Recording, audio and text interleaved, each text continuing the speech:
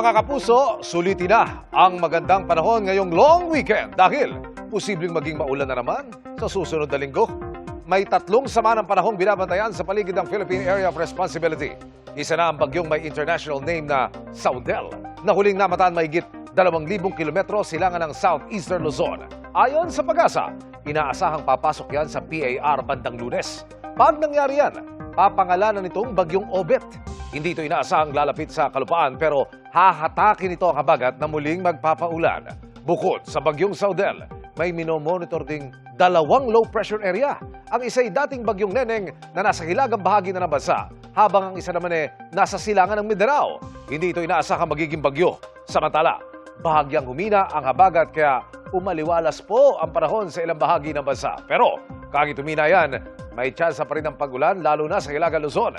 Base sa datos ng Metro Weather, mababa ang tsansa ng ulan sa malaking bahagi ng bansa pero posibleng umulan sa mga probinsya ng Zambales at Bataan.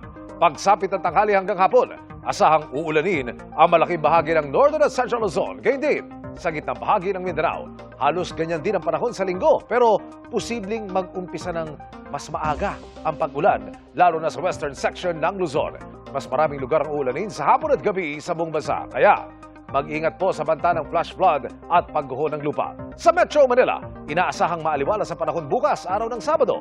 Pero sa linggo, posible po ang mahina hanggang katamtamang ulan kaya planuhing maigi ang lakad.